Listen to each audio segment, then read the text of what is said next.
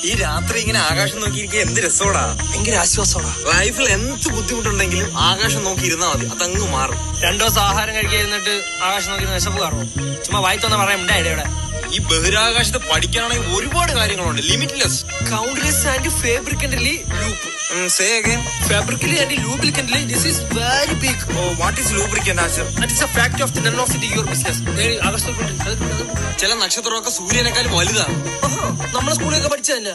മറ്റേ പയ്യൻ കാണിക്കുന്ന പരിപാടികൾ കാണുമ്പോഴേ എന്റെ നെഞ്ചാമരത്തെ അരമ്പ് കിടന്ന് പെടക്കുന്നറിയാ. ഏത് പയ്യൻ? Alan mask. അലോൺ മസ്ക് അല്ല, എലോൺ മസ്ക്. എന്തൊക്കെ പരിപാടിയാണ് കാണിക്കുന്നത്? ഭൂമിയിലൂടെ ഇല്ല, ആകാശത്തൂടെ ട്രെയിൻ ഓടിക്കുന്നു.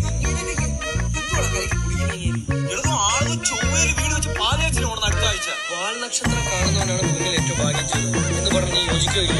ഞാൻ യോജിക്കത്തില്ല. You are brilliant. ഞാൻ ഇതിപ്പോ ഉണ്ടാക്കി പറഞ്ഞു യോജിക്കേണ്ട കാര്യം. നമ്മൾ ഇപ്പൊ ഈ കാണുന്ന നക്ഷത്രമല്ലേ, ഈ നക്ഷത്രം ഇപ്പോൾ ഉള്ളതല്ല. മാത്രമല്ല വേറൊരു കാര്യമുണ്ട്, ചന്ദ്രനിൽ വെള്ളമുണ്ട്. അത് എല്ലാവർക്കും അറിയാവുന്ന കാര്യമുള്ള കളിയാ. ഞാൻ 2ാം ക്ലാസ്സിൽ പഠിച്ചതാണത്. ആഹാ, എന്നാ പിടിച്ചോ.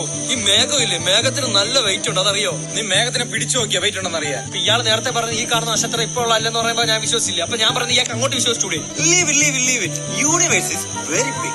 നമ്മൾ എന്തിനാണ് ജീവിക്കുന്നത്? എന്താണ് നമ്മുടെ ജീവിതം? ഇത് ഉരുണ്ട സാധനത്തിന്റെ മണ്ടേ ജീവിക്കുന്നു. ഈ ഭൂമി സ്പീഡിൽ കറങ്ങി പോണ്, അതിന്ന് തെറിച്ച് വീഴുന്നില്ല. ഇതൊക്കെ ഇരുന്ന് ആലോചിച്ച് എനിക്കിങ്ങനെ മലന്ന് നടന്നൊരു നക്ഷത്രം ഉണ്ടെന്ന് തോന്നറാ. ഒരു കാര്യം പറഞ്ഞ് വിശ്വസിക്കൂ, ഒരു ദിവസം 1,00,000 നക്ഷത്രം ഞാൻ എണ്ണി. ഞാൻ വിശ്വസിക്കളിയാ, ഒരു ദിവസം ഞാൻ 2,00,000 നക്ഷത്രം എണ്ണി.